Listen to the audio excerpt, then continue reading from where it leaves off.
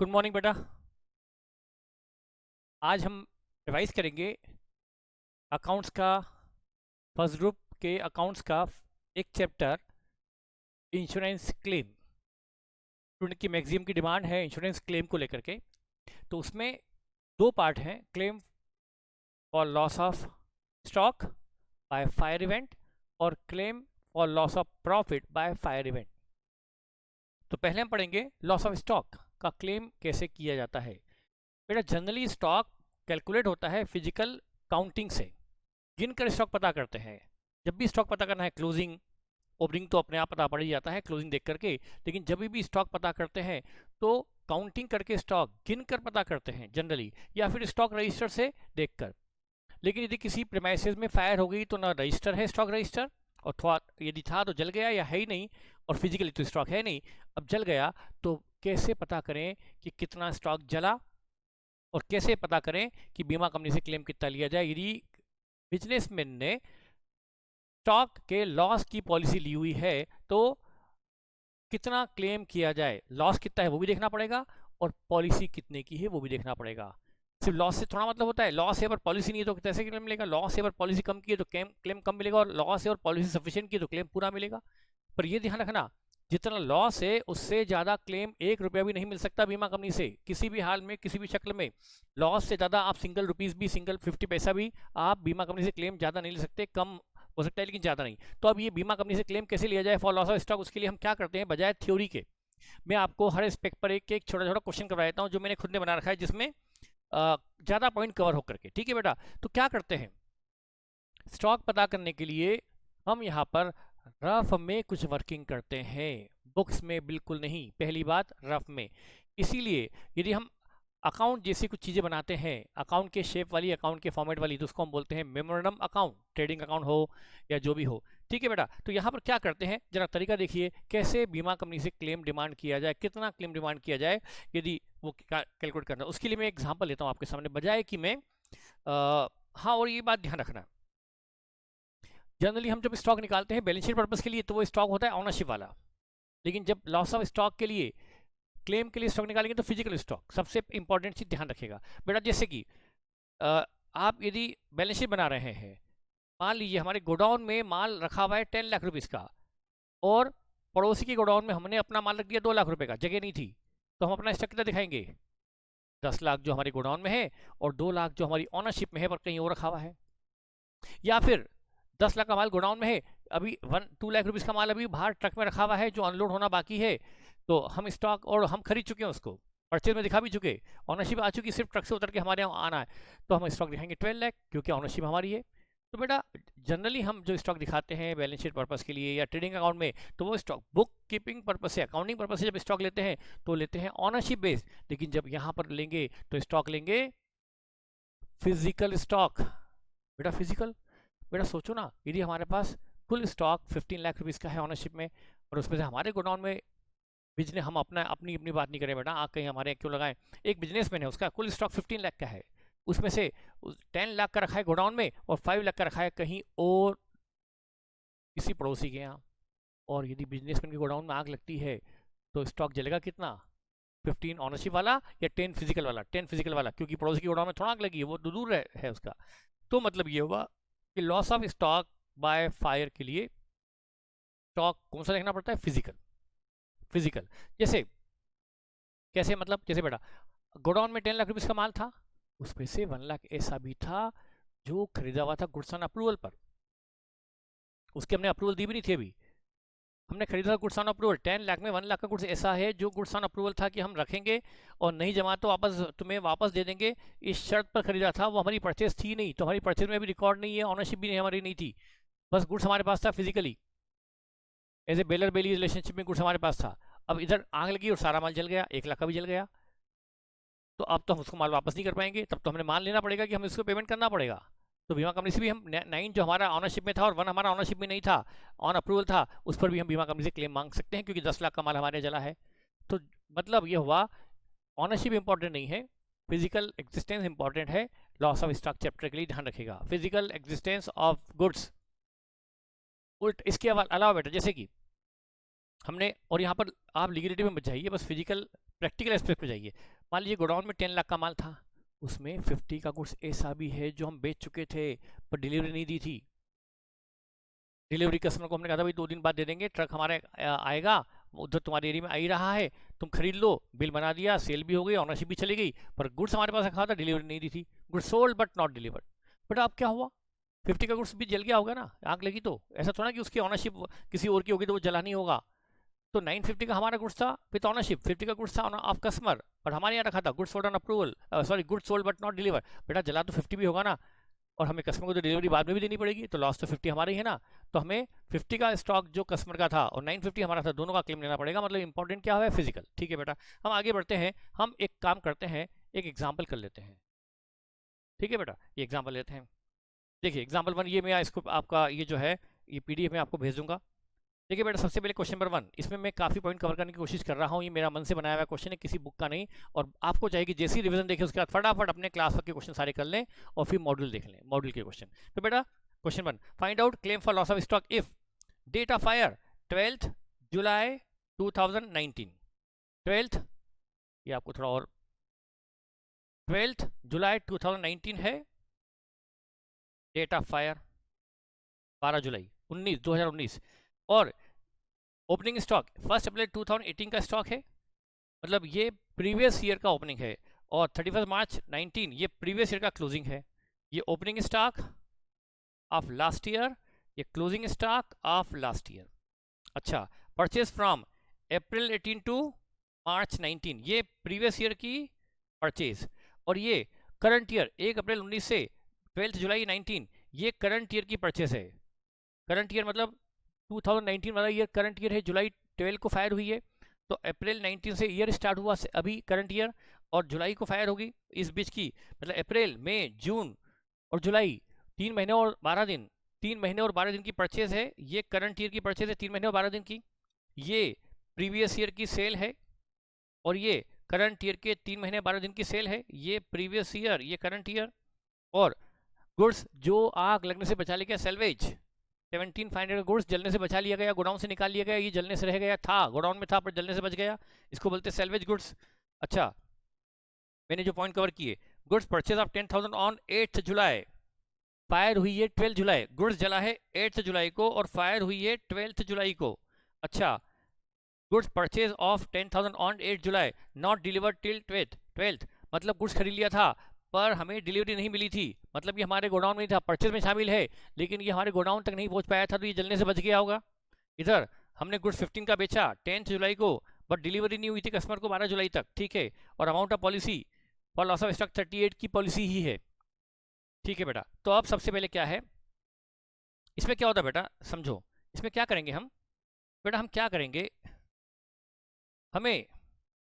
हम एक memorandum trading बनाएंगे फ्रॉम 1 अप्रैल 2019 टू 12 जुलाई 2019, और बेटा यहां पर लिख देंगे ओपनिंग स्टॉक 1 अप्रैल 2019 का, परचेजेस 3 महीने और 12 दिन की, सेल्स 3 महीने और 12 दिन की, बेटा यदि हम ये लिख देंगे, और हमें ध्यान रखना फिजिकल बेस। और बेटा हम जनरली क्लोजिंग स्टॉक रखते थे तो जीपी आता था, हम क्लोजिंग स्टॉक रखकर जीपी निकालते थे, यहाँ उल्टा करेंगे बेटा, यहाँ उल्टा क्या करते हैं, जीपी रखकर बैलेंसिंग फिगर में निकालते हैं क्लोजिंग स्टॉक। क्लोजिंग स्टॉक जो निकलेगा वो 12 जुलाई 19 का निकलेगा, यानी जिस दिन आग लगी उस दिन स्टॉक कितना था ये पता करने के लिए हमें काउंटिंग कर नहीं सकते, स्टॉक रजिस्टर था तो जल गया, तो अब स्टॉक पता कैसे करें कि 12 जुलाई को गोडाउन में स्टॉक कितना था, वो पता करने के लिए हमने एक वर्किंग नोट बनाया, और इंश्योरेंस कंपनी को भी एक्सेप्टेबल होगा, हमने एक रफ ट्रेडिंग बना लिया, मेमोरेंडम ट्रेडिंग, इसमें एक्चुअल ट्रेडिंग मत मानना, बुक्स में अलग ट्रेडिंग बनेगा, रफ में अलग बनेगा। पर्पस है physical stock at the date of fire 12 जुलाई को फिजिकल स्टॉक कितना था, ओपनिंग स्टॉक लिखेंगे, परचेज लिखेंगे 3 महीने 17 दिन की, सेल लिखेंगे 3 महीने 17 दिन की, उस सेल पर जीपी भी किसी तरह से रख देंगे, तो बेटा बैलेंस फिगर में स्टॉक आ जाएगा 12 जुलाई का closing stock on the date of fire, उसमें से कितना जलने से बच गया और बचा हुआ जल गया निकाल लेंगे। तो हमें उसके लिए जीपी रेट चाहिए, या तो क्वेश्चन में जी पीरियड दी हो या हम जी पीरियड निकालेंगे। यदि क्वेश्चन में जी पीरियड नहीं दिए तो क्वेश्चन ने प्रीवियस ईयर का डेटा दिया होगा, इसमें दिया है प्रीवियस ईयर का डेटा, प्रीवियस ईयर की परचेज, प्रीवियस ईयर की सेल, प्रीवियस ईयर का ओपनिंग स्टॉक, प्रीवियस ईयर का क्लोजिंग स्टॉक, उससे हम निकालेंगे प्रीवियस ईयर की जी पीरियड और ये एज्यूम कर लेंगे कि प्रीवियस ईयर की जी पीरियड इस साल भी एप्लीकेबल है। परचेज प्राइस और सेल प्राइस में कोई चेंजेस नहीं हुआ है तो जी पीरियड कांस्टेंट है, यूनिफॉर्म है, remain same in year two year. तो हमने पिछले साल की जी पीरियड को इस साल की सेल पे लगा देना है और जी पी रखते ही हमें निकल जाएगा closing stock on the date of fire और हम उसके बाद निकाल लेंगे। तो हम उसके लिए क्या करते हैं, पहले हम बनाते हैं प्रीवियस ईयर का ट्रेडिंग जी पीरियड निकालने के लिए और एजम्पशन ये डाल देंगे। एजम्पशन लिखना पड़ेगा, हमने एज्यूम किया कि जो जी पीरियड प्रीवियस ईयर में थी वही जी पीरियड इस ईयर में एप्लीकेबल है। तो हमने पहले ये बनाया step number 1, calculation of gross profit rate of the year 2018-19। यदि प्रीवियस ईयर की जी पीरियड निकालेंगे हम, ये हमारा होगा प्रीवियस ईयर का जी पीरियड और हम एज्यूम कर लेंगे सिंस और एज्यूम क्या किया, assumption लिख देंगे assuming GP rate of 2018-19 is applicable on current year assuming there is no change in purchase and sale prices। ये assumption के साथ अब बेटा ओपनिंग स्टॉक था हमारा प्रीवियस ईयर का 20,000, ये हमने लिखा 20,000 का opening stock of previous year, purchase of, अब यहाँ पर हम ढूंढनी पड़ेगी परचेज ऑफ प्रीवियस ईयर की परचेज 1 अप्रैल 18 से 31 मार्च 19 480 की परचेजेस है। पर परचेज में एक चीज़ ध्यान रखेंगे, परचेज तो हमें लिखनी है, ये जो 480 की परचेज है इस 480 की परचेज में 10,000 का ऐसा गुड्स भी था जो हमने परचेज तो किया बट डिलीवरी नहीं आई, तो ये जल्दी से बच गया होगा तो परचेज से हटा दो इसको, तो अपने आप स्टॉक कम हो जाएगा।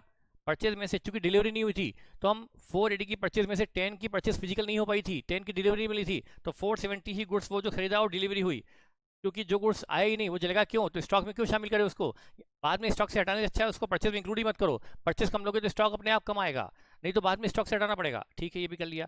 इधर सेल, ओ सॉरी ये तो करंट ईयर में हुआ है, ओके ओके, ये लास्ट ईयर थोड़ा हुआ था, लास्ट ईयर तो यही था 480, करंट ईयर में वो ऐसा हुआ है, करंट ईयर 3 मंथ इसमें। अच्छा सेल, प्रीवियस ईयर की सेल कितनी है 6 लाख अप्रैल से मार्च, ये सेल ले ली रुपीज़ 6 लाख, सेल भी ले ली 6 लाख, ठीक है, ये सेल ले ली। अब बेटा प्रीवियस ईयर का क्लोजिंग स्टॉक भी दिया हुआ है और वो स्टॉक दिया है रुपीज़ 50,000, ये हमने स्टॉक लिख दिया 50,000, वेजेस वगैरह है नहीं, डायरेक्ट इसमें है नहीं, ये आ गया जीपी और इससे हम निकालेंगे जीपी रेट।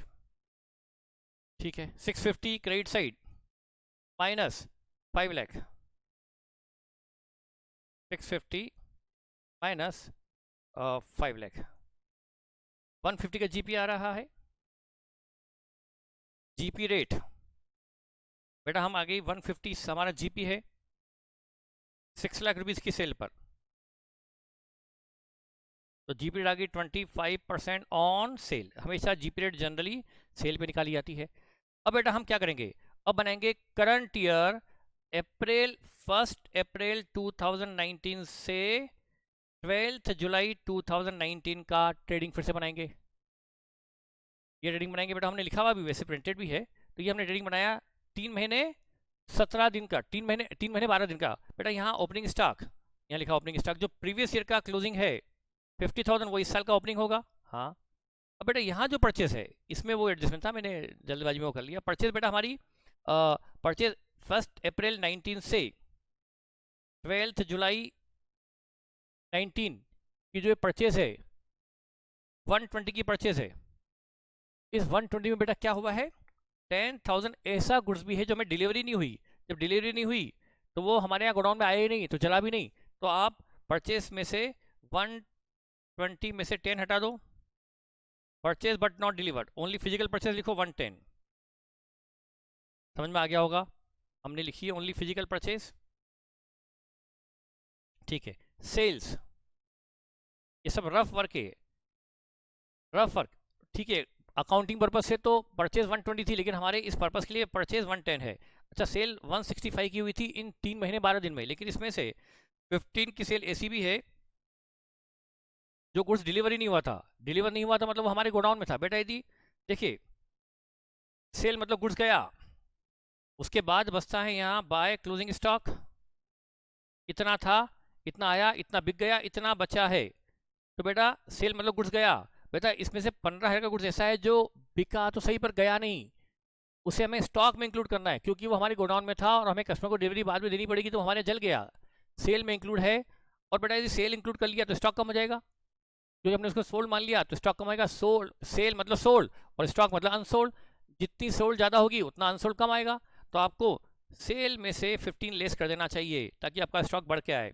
तो हमारी जो सेल है 165 की सेल है, इन 3 महीने और 12 दिन की सेल है 165, उसमें से 15 की सेल ऐसी है जो हमने सेल तो कर दी पर डिलीवरी नहीं हुई, तो हमें यहाँ पर सेल में से 165 की सेल में से 15 की सेल कम कर दो तो हमारा स्टॉक बढ़ के आ जाएगा।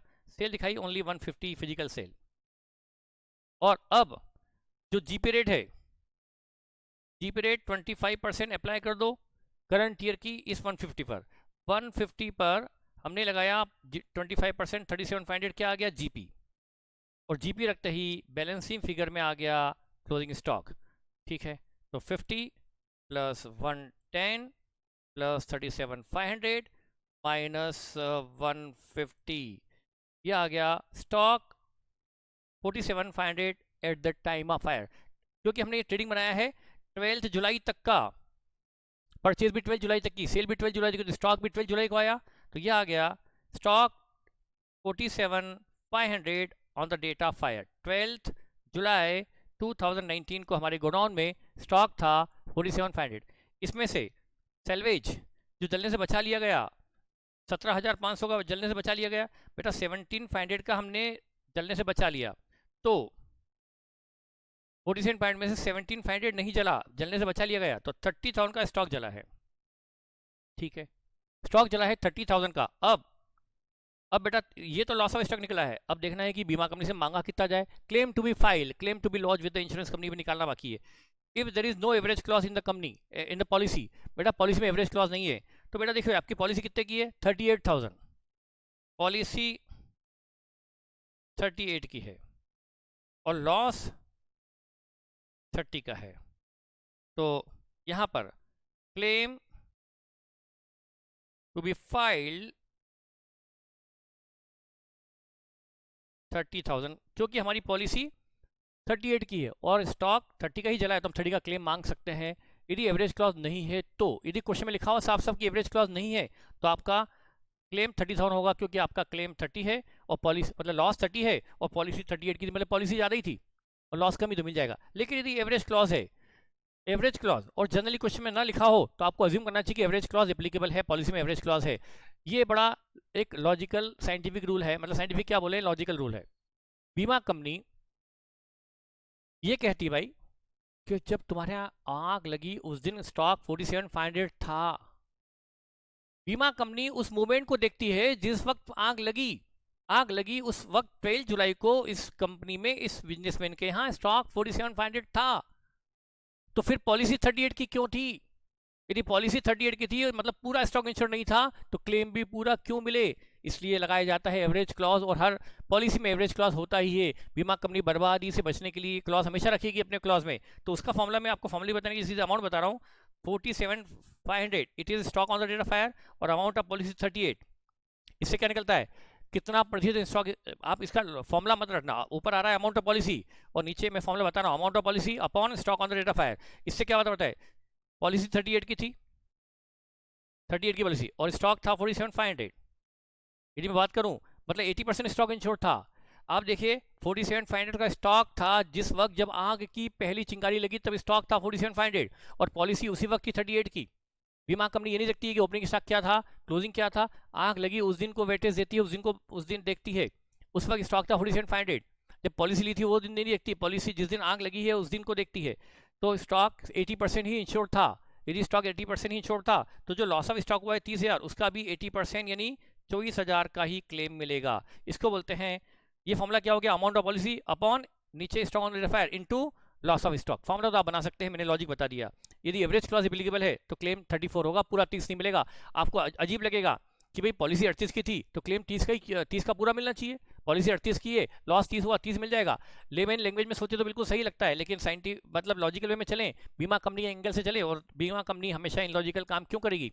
तो उसने पॉलिसी में एवरेज क्लॉज रखा ही होगा, आप असम्पशन ले लेंगे एवरेज क्लॉज एप्लीकेबल है और ये लगाएंगे कि स्टॉक था 47,500 का और पॉलिसी 38 की थी, मतलब 80% स्टॉक इंश्योर्ड था, तो लॉस का भी 80% मिलेगा। 20% स्टॉक इंश्योर्ड है ही नहीं, तो लॉस क्यों बीमा कंपनी रिइंबर्स करेगी? ये आपको एग्जाम्पल समझ में आ गया होगा।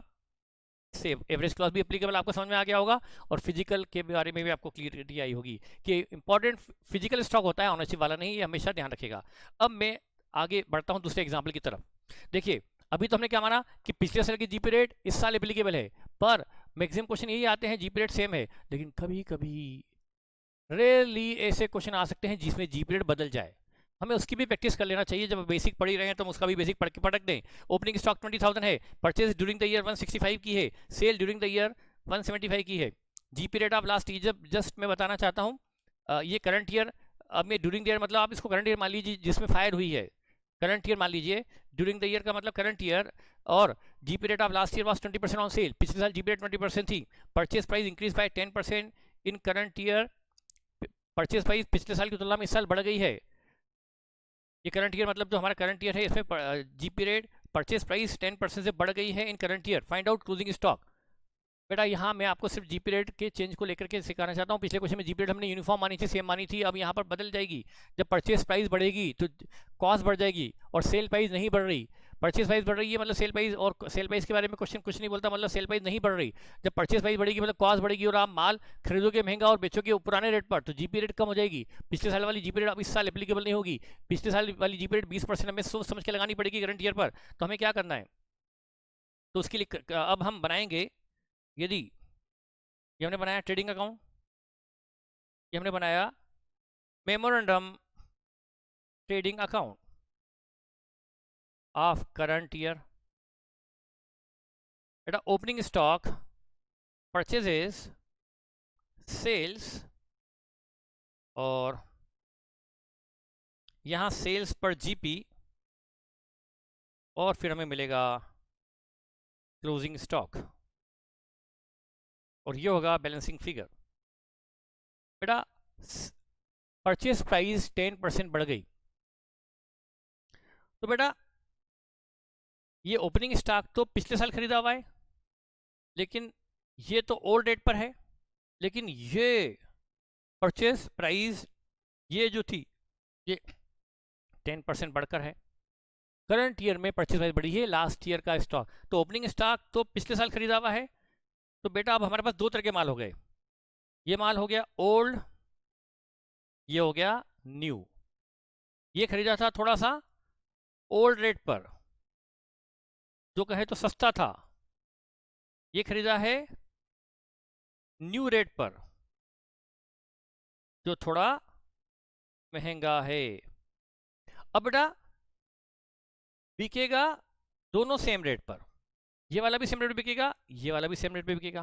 बेटा क्या होगा, इस पर जीपी, ये वाला जब माल बिकेगा ना ओपनिंग स्टॉक वाला, तो जीपी पिछले साल की रेट पर होगा, क्योंकि खरीदा था पिछले साल की रेट पर, बिकेगा भी लास्ट की रेट पर, क्योंकि सेल प्राइस तो बदली नहीं है, जो सेल प्राइस लास्ट ईयर थी वही सेल प्राइस इस साल है।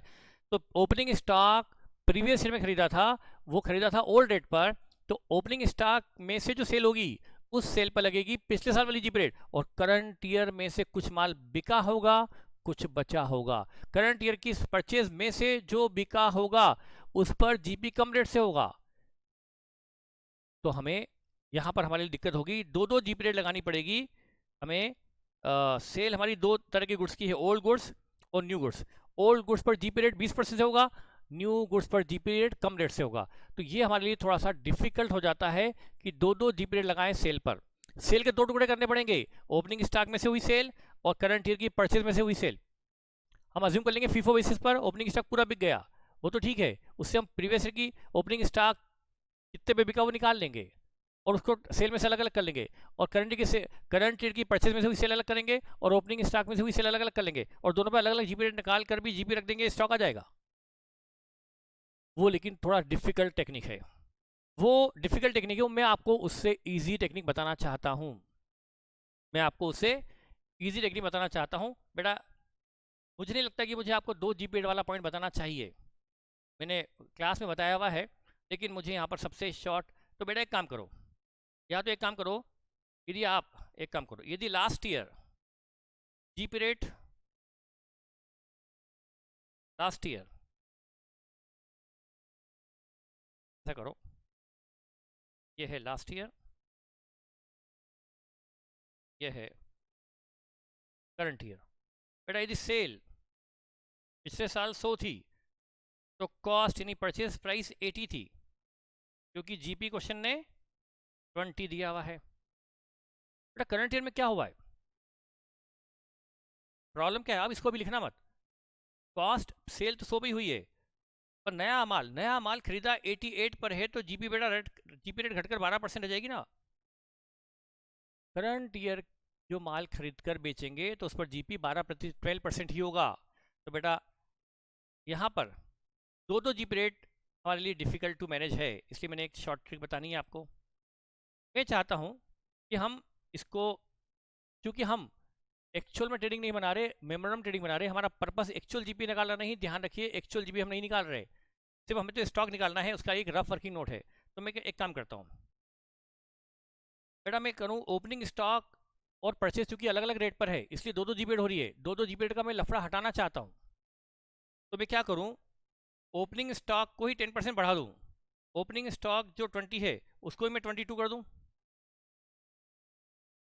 ओपनिंग स्टॉक जो 20,000 है इसको मैं प्लस 10% कर दूँ, ये आ गया 22,000 का ओपनिंग स्टॉक। परचेजेज जो ऑलरेडी 10% बढ़ी हुई 165, सेल्स 175। अब इस सेल पर क्योंकि मैंने ओपनिंग स्टॉक को भी 10% बढ़ा दिया, तो ओपनिंग स्टॉक भी 10% बढ़े हुए रेट पर है, परचेज भी 10% बढ़े हुए रेट पर है, तो अब जीपी रेट इस पर लगेगी 12% वाली। आपको पता ना बेटा 100 रुपये में माल बिकता है 88 वाला, तो जीपी 12 रुपये होता है ना, अभी मैंने बताई था आपको। तो मैंने जीपी लगा दी 12%, मैंने जीपी लगा दी 175 पर 12% लगा दी जीपी रेट, बेटा 21,000 जीपी आ गया 12% से। मैंने दो जीपी रेट का लफड़ा हटाने के लिए ओपनिंग स्टॉक को 10% बढ़ा दिया रफ में, बुक्स में नहीं, बुक्स में बिल्कुल नहीं, बुक्स में तो अलग ही जीपी आएगा। अब बेटा अब देख लो 22 plus 165 plus 21 plus minus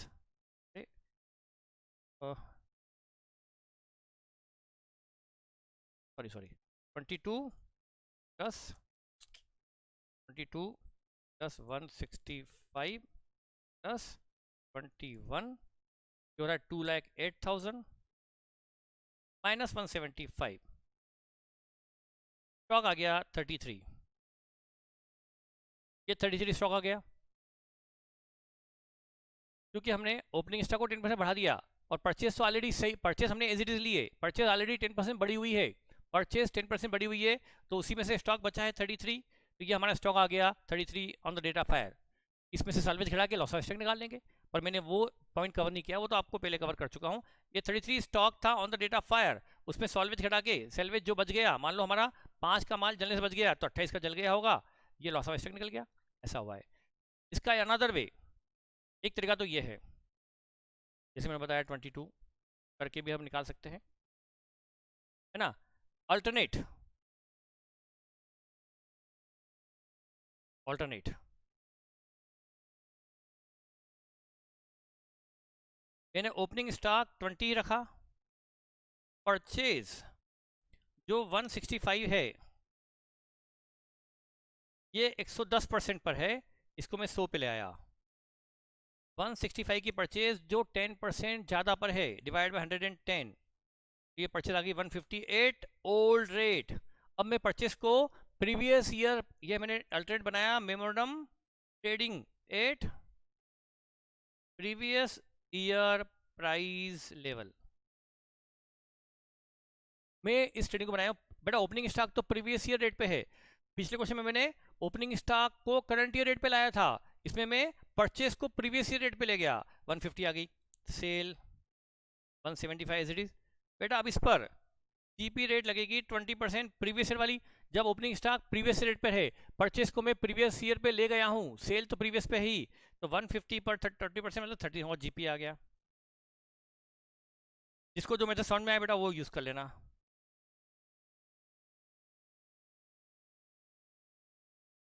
twenty plus 150 ये हो गया 2 लाख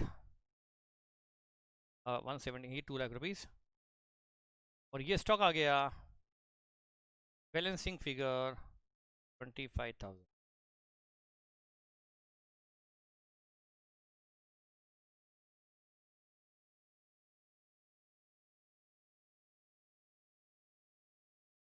ठीक है,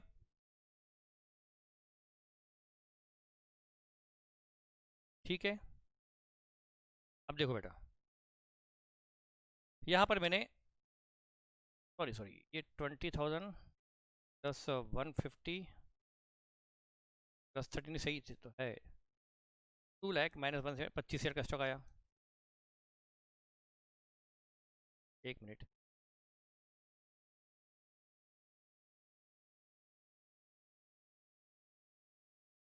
वो गलत है क्या? 2 प्लस 165 T1 माइनस 15 33 तो आ रहा है, बराबर है। 175 की सेल है, पर हमने लिया है 12% की शेयर, ठीक है। अब हमने 165 की परचेज को 110 से डिवाइड करके 100 पे लाए, ठीक है।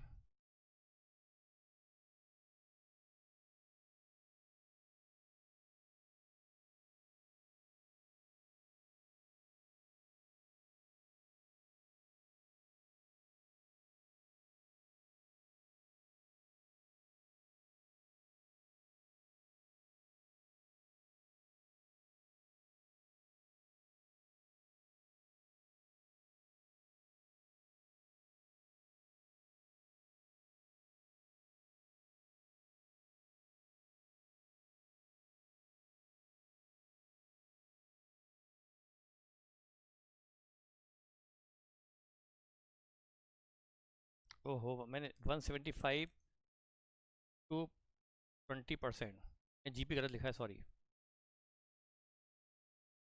सोच रहा हूँ क्या गड़बड़ हो रही है। 35 है, मैंने गलती से 35, ठीक है।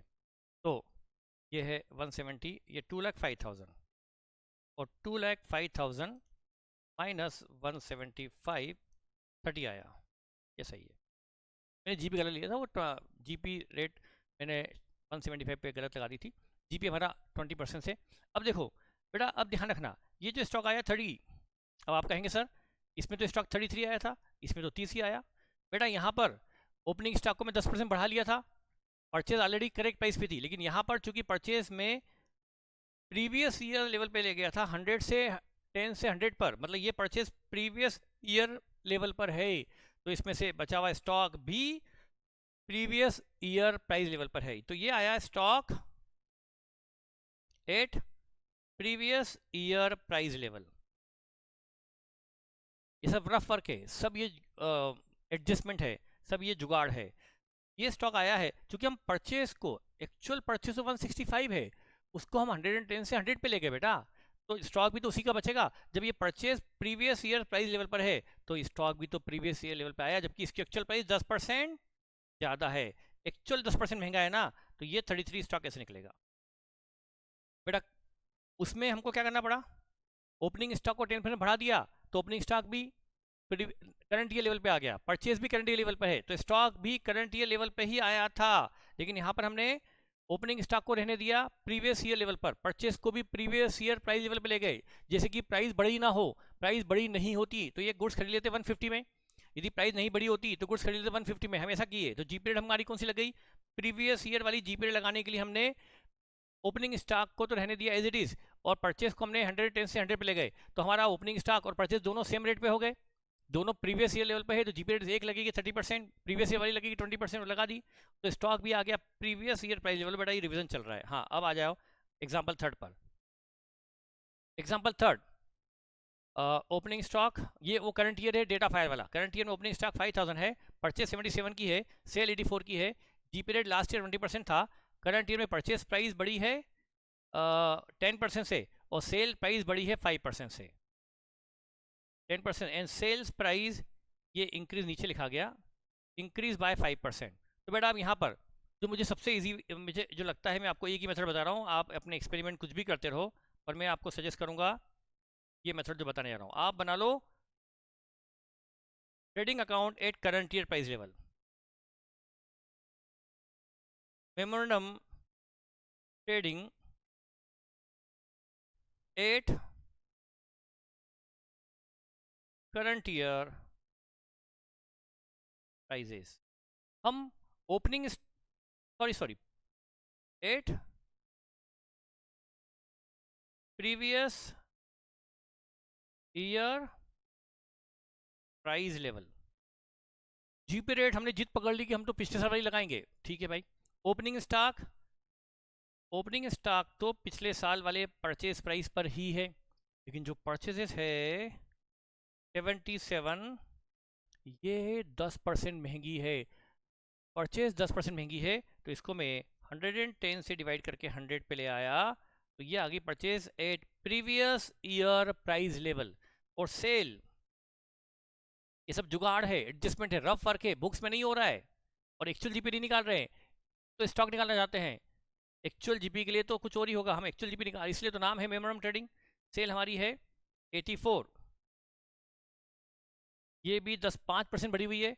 ये 105% पे, इसको 105 से 100 पे ले आओ, ये कितनी आ जाएगी? 84,000 डिवाइड बाय 105 इंटू 100, 80,000 की सेल आ गई। अब बेटा आप जो परचेज प्राइस बढ़ी थी 10%, आपने उसका इफेक्ट एलिमिनेट करके परचेज को भी ले गए प्रीवियस ईयर प्राइस लेवल पर। सेल बढ़ी थी 5% से, आपने उसको भी 105 से 100 पे ले गए, मतलब प्रीवियस ईयर लेवल पर ले गए। तो बेटा अब जीपी भी कौन सा लगेगा? जब opening stock previous year level पर, परचेजेस प्रीवियस ईयर लेवल पर, सेल प्रीवियस ईयर लेवल पर, तो जीपी रेट भी कौन सी लगेगी? प्रीवियस ईयर वाली जीपी रेट 20% थी, 20% ऑन 80,000, ये हमने लिख दिया 16,000। ये जो स्टॉक आएगा ना बैलेंस फिगर, बेटा मैं आपको ये बताना चाहूँगा, भले आपका जीपी कुछ अलग ही जा रहा है मेमोरेंडम ट्रेडिंग में एक्चुअल जीपी से, लेकिन हमारा स्टॉक तो सही निकलेगा। हमारा पर्पस स्टॉक निकालना है, तो बेटा आप बैलेंस फिगर स्टॉक भी निकलेगा प्रीवियस ईयर प्राइस लेवल पर। 5,000 प्लस 70,000 प्लस 16,000, 91,000 डेबिट साइड, तो ये आया 11,000। बेटा 11,000 का जो स्टॉक आया ना, ये stock on the data fire है, stock at previous year price level. बेटा ये स्टॉक इसी में से बचा होगा, इस परचेज में से ही, क्योंकि परचेज को हम ला चुके हैं, एक्चुअल में परचेज थी 10% महंगी, पर उसको हम प्रीवियस ईयर लेवल पे गए, तो स्टॉक जो बचा हुआ निकला वो भी प्रीवियस ईयर लेवल पे निकलेगा ना, तो इसको 10% बढ़ाना पड़ेगा। 1100 10% बढ़ा देंगे, ये आ गया 12,100 stock at current year price level.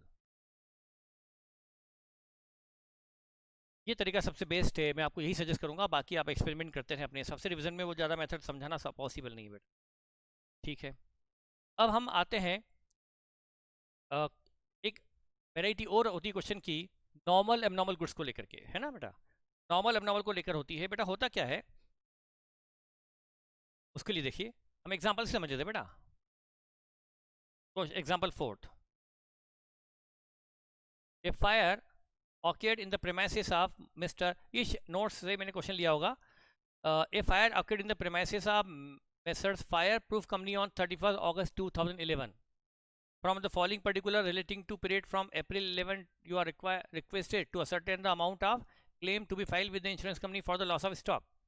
The concern had taken an insurance policy of 60,000 with subject to average clause, मतलब average clause लिख दिया, ठीक है, अच्छा है। वो लगाना है कि पॉलिसी कितने की थी, स्टॉक कितना था, on the date of fire कितना परसेंट स्टॉक इंश्योर्ड था, तो उसके हिसाब से। अच्छा इधर और अब बेटा फायर हुई है 2011 और साल शुरू हुआ अप्रैल से, अप्रैल मई जून जुलाई अगस्त, साल शुरू होने के 5 महीने बाद फायर हुई है। तो 11 वाला हो गया ईयर करंट ईयर, और 2010 वाला ईयर हो गया प्रीवियस ईयर। इन्होंने स्टॉक इस पर बैलेंस शीट दिया है 31 मार्च 11 को, मतलब 1 अप्रैल 11 को, मतलब ये हमारा ओपनिंग स्टॉक हुआ। परचेजेस ये परचेजेस इन्हीं 5 महीनों की होगी, और ये वेजेस 50 है, जिसमें मशीन की इंस्टॉलेशन वेजेस भी शामिल है। मशीन की वेजेस तो मशीन में कैपिटलाइज होती है ना, वो ट्रेडिंग में थोड़ा आती है, तो करेक्ट वेजेस हम ले लेंगे 47,000। सेल्स 242 दी है इन्हीं 5 महीनों की। Value of sale value of goods drawn by partner, 15,000 की सेल वैल्यू का गुड्स पार्टनर घर ले गया। जब पार्टनर घर ले आता है तो क्या एंट्री होती है? ड्राइंग टू परचेज, और चूंकि परचेज हमेशा कॉस्ट प्राइस पे कम करनी पड़ती है, और ये इन्होंने ड्राइंग सेल प्राइस पे दी है, और अल्टीमेटली गुड्स तो गया ना, फिजिकली तो गया ना, तो या तो इसको सेल में जोड़ दो सेल प्राइस पर, या तो सेल में जोड़ दो इसी प्राइस पर जो दी है सेल प्राइस, या फिर परचेस से लेस करो कॉस्ट प्राइस पर। Cost of goods sent to consignee on 16 August, consignee को 16 अगस्त को माल भेज दिया था और 31 अगस्त को आग लगी। 16 अगस्त को कंसाइनी को भेज दिया था, उसके 15 दिन बाद आग लगी, मतलब ये गुड्स उस दिन गोडाउन में नहीं था, फिजिकली जा चुका था। भले ही वो कंसाइनी का पड़ा है, भले ही वो हमारी ऑनरशिप उसकी हमारी है, लेकिन वो माल जलने से बच गया होगा, जिसको हम ट्रेडिंग अकाउंट में क्रेडिट कर देंगे। ट्रेडिंग अकाउंट में क्रेडिट कर देंगे कि वो चला गया तो उससे स्टॉक कम होकर आएगा, या तो परचेज से लेस कर देंगे तो भी स्टॉक कम होकर आएगा, या ट्रेडिंग से क्रेडिट कर देंगे by goods and to consignee के नाम से ट्रेडिंग में क्रेडिट कर देंगे कॉस्ट प्राइस पर, तो भी स्टॉक कम होकर आएगा। और स्टॉक कम होकर आएगा मतलब फिजिकली वो हमारे पास नहीं था, नहीं तो बाद में उसको कम करना पड़ेगा। बेहतर है हम इस ट्रेडिंग अकाउंट में क्रेडिट कर दें या परचेज से लेस कर दें कॉस्ट प्राइस पर, तो स्टॉक अपने आप ऑटोमेटिकली इतने से कम होकर आएगा क्योंकि ये माल जलने से बच गया। फिर cost of goods distributed as a simple, इसको भी हम परचेज से लेस कर देंगे कॉस्ट प्राइस पर या ट्रेडिंग अकाउंट में क्रेडिट कर देंगे क्योंकि ये सिंपल में बांट दिया गया, ये भी जलने से बच गया। उसके बाद while valuing stock on 31 March 11, 1000 were return of in respect of slow moving item, the cost of which was 5000। मतलब ओपनिंग में 31 मार्च 11 को ओपनिंग स्टॉक में 5000 का गुड्स ऐसा था जिसको 1000 से राइट ऑफ कर दिया गया, मतलब वो हमारे ओपनिंग स्टॉक में सिर्फ 4000 पे इंक्लूड है क्योंकि उसकी मार्केट प्राइस कम हो गई होगी। कॉस्ट और मार्केट वेचेबल लेस के हिसाब से उसको वैल्यू किया 4000 पर, कॉस्ट 5 थी पर उसको वैल्यू कर रखा है 4000 पर, 1000 राइट ऑफ कर रखा है। ए portion of this goods were sold at A loss of 500 on the original cost of 2500, इसमें से आधा गुड्स बिक गया, 5000 में से 2500 वाला गुड्स 500 के लॉस बिक गया, 2000 में गुड्स बिक गया आधा। आधा कैसे? 5000 का गुड्स था डिफेक्टिव जिसको उन्होंने वैल्यू किया था 1000 से राइट ऑफ करके 4000 पर, और उसमें से 2500 की कॉस्ट का 5000 की कॉस्ट में से 2500 की कॉस्ट का बिक गया 2000 पे, मतलब आधा बिक गया, मतलब आधा बचा है। Reminder of the stock is now estimated to be worth original cost, बाकी गुड्स को जो बच गया था वो जल गया होगा, उसको बीमा कंपनी ने कॉस्ट पर एक्सेप्ट कर लिया कि ठीक है उसकी कॉस्ट ही सही है, जबकि वो डिफेक्टिव गुड्स था। The average rate of GP was 20% through out the year, GP rate 20% रही है तो इस साल भी 20% अज्यूम की जा सकती है। वैल्यू ऑफ गुड्स सैल्वेज, 20 का माल जलने से बच गया, ठीक है बेटा। तो हम क्या करेंगे जरा देखिए, हमने क्योंकि जीपी रेट दी हुई है तो हमें प्रीवियस ईयर का ट्रेडिंग बनाना नहीं पड़ेगा, तो हम बनाएंगे करंट ईयर का ट्रेडिंग, हम बनाएंगे current year trading. Memorandum trading ये बनेगा फ्रॉम 1 अप्रैल 2011 टू 31 अगस्त 2011, अप्रैल मई जून जुलाई अगस्त 5 महीने का ट्रेडिंग बनेगा बेटा ये। और बेटा इसमें एक चीज़ है, आपको पता है ना 5000 का गुड्स था जिसको 1000 से राइट ऑफ करके उन्होंने 31 मार्च 11 को 4000 पे वैल्यू कर रखा था। इसमें से 50% वो गुड्स जिसकी कॉस्ट 2500 थी वो 500 के लॉस पर सोल्ड एट 2000, और बाकी स्टॉक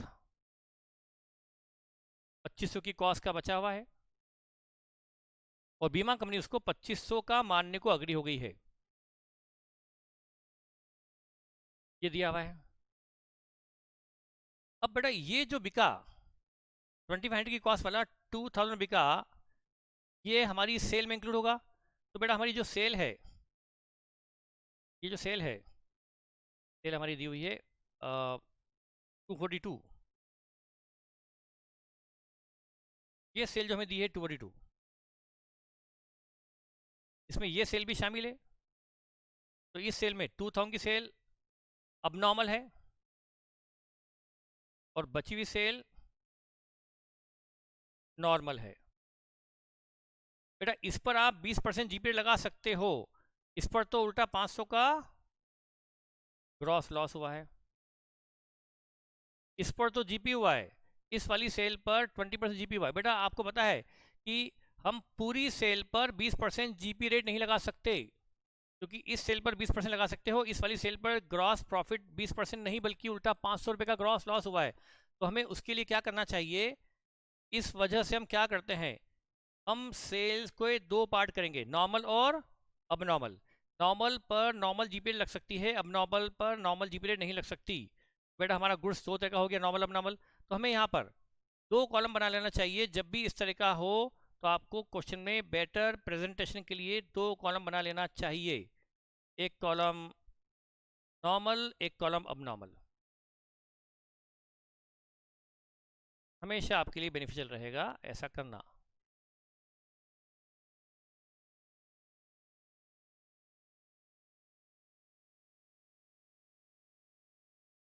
दो कॉलम बनाए, नॉर्मल और अब नॉर्मल।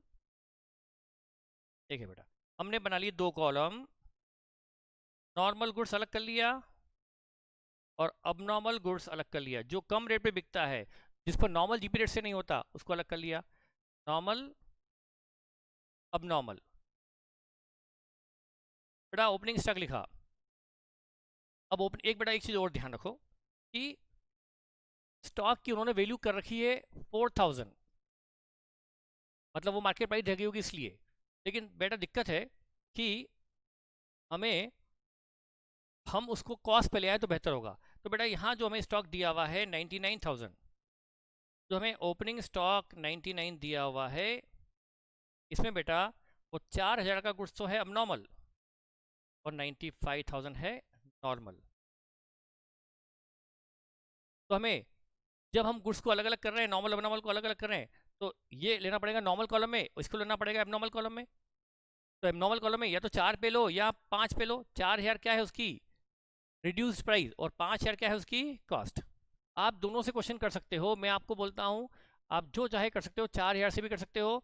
उन्होंने तो 4 पे रख रखा है, पर चूंकि हम रफ वर्क कर रहे हैं तो बेहतर है, मैं सजेस्ट करूँगा आप 5 पे लेके चलो, क्योंकि बाद में बीमा कंपनी बचे हुए आधे गुड्स को कॉस्ट पे लेके चल रही है, तो आपके लिए बेहतर होगा। तो बेटा एक काम करो, इसमें से आप क्या करो, 99 में से जो आपका स्टॉक है 99, इसमें से अब नॉर्मल गुड्स बेटा आपको पता है 4000 है, तो बचा 95 नॉर्मल बचा, उसको अलग कर लो। और जो 4000 गुड्स है रिड्यूस प्राइस पर, उसको उसकी कॉस्ट है 5000, ऐसा कर लो।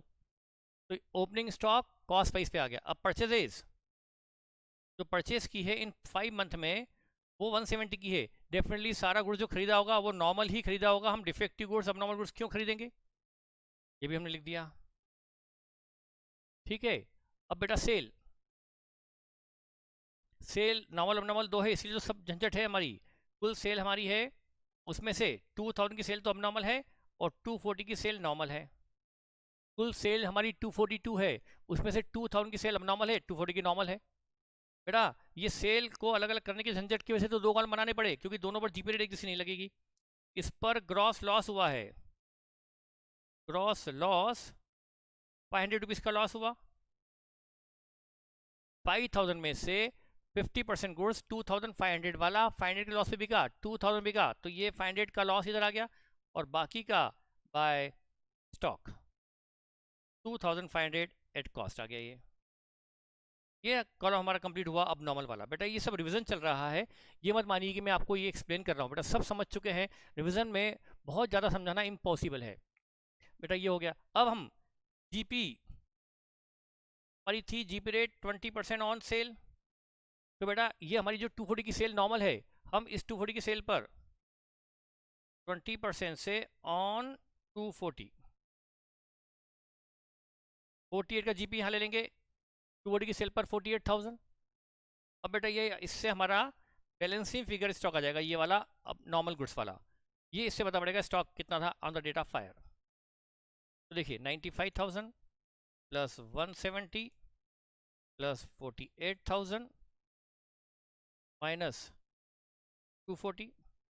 अच्छा अब वो और भी चीज़ बचा ना, हाँ वो तो हम करना भूल ही गए। दो तीन चीज़ें, क्या क्या था, एक काम करो यहाँ पर वो हमें गुड्स बाहर करना है बाय ड्राइंग, वो हम कर लेते हैं बाय ड्राइंग। बेटा 15 है उसकी कॉस्ट है, सॉरी सेल प्राइस 15,000 लेस 20%, की कॉस्ट लगी 12,000, तो हमको उसको या तो परचेज से लेस करना है या ट्रेडिंग में ऐड करना है। हमने ट्रेडिंग में ऐड कर दिया। बाय कंसाइनमेंट, हमने गुड्स भेज दिया कंसाइनी को 16,500 का, वो भी बाहर कर दो ताकि वो भी जलने से बच गया। और बाय एडवर्टाइजिंग 1500 का गुड्स, वो भी जलने से बच गया। बेटा इनको हम परचेज से भी लेस कर सकते हैं, परचेज से लेस करना यानी ट्रेडिंग में ऐड करना एक ही बात है। तो 12 का गुड्स ऑनर घर ले गया, मतलब जलने से बच गया। 16,500 का भेज दिया कंसाइनी को, जलने से बच गया। 1500 का सिंपल में बांट दिया, वो खर्चा हो गया, एक्सपेंसेस लॉस नहीं, वो भी जलने से बच गया।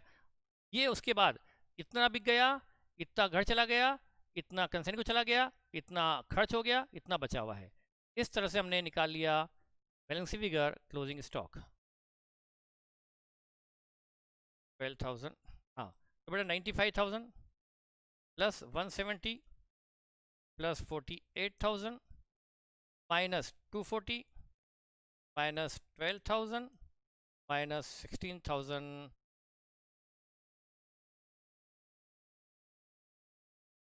16,500 माइनस 1,500 43 का स्टॉक बचा है on the date of fire.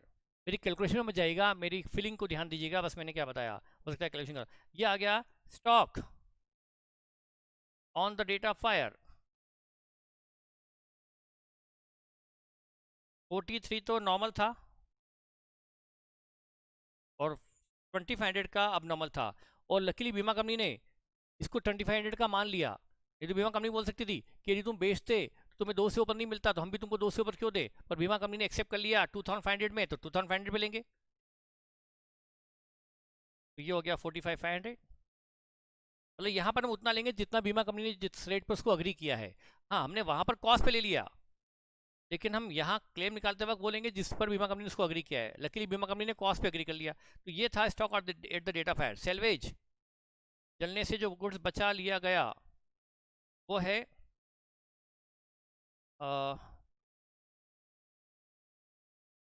20 का गुड्स जलने से बच गया, 20 का गुड्स जलने से बचा लिया गया, तो जला है 2,500 का। ये हमने लेस की है सेल्वेज। ये है लॉस ऑफ स्टॉक, ये है लॉस ऑफ स्टॉक 25,500। अब पॉलिसी कितने की थी? अमाउंट ऑफ पॉलिसी थी 60,000 की।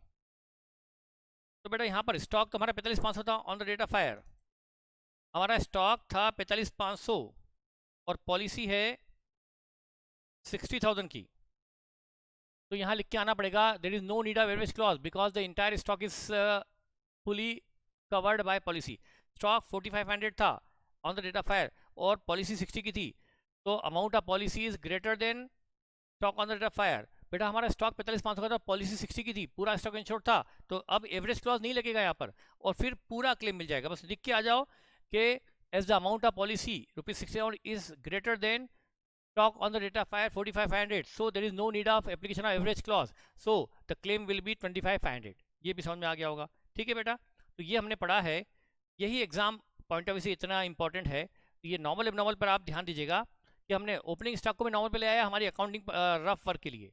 हम उसको 4 पे भी कर सकते थे, यदि इसको 4 से करते, इसको हम 4 से करते तो यहाँ लॉस नहीं आता और ये स्टॉक बचता आधा 2,000 बिक गया, 2,000 बचा हुआ है। ऐसे ही होता ना बेटा, रिड्यूस प्राइस में से आधा बिका है, आधा पता है, ये तो पता है ना कि 5,000 में से 2.5 का बिका है, मतलब आधा बिका आधा बचा, तो 4 वाला में से आधा मतलब 2,000 बिका है 2,000 पर और बचा 2,000। और तो यहाँ पर लेकिन बीमा कंपनी ने उसको वैल्यू किया 2,500 पर, बीमा कंपनी ने ये उसकी रिड्यूस प्राइस है पर बीमा कंपनी ने उसको कॉस्ट पे एक्सेप्ट कर लिया है, अग्री डेट कॉस्ट, तो हमें यहाँ पर 2,500 ही लेना पड़ेगा। पर अल्टीमेटली हमारा ये आंसर तो सेम ही रहेगा, ठीक है बेटा। तो ये हमारा लेक्चर था फॉर लॉस ऑफ स्टॉक। इसमें आपको कुछ और लगे तो मुझे बताइएगा, पर मेरी तरफ से लॉस ऑफ स्टॉक इतना आपके लिए काफ़ी है, सफिशिएंट है। आप इतना ही मतलब करके क्वेश्चन स्टार्ट कर दीजिए, आपको दिक्कत नहीं आएगी, और मैं आपको अगला वीडियो बना के भेजूंगा लॉस ऑफ प्रॉफिट के लिए। थैंक यू, ठीक है बेटा।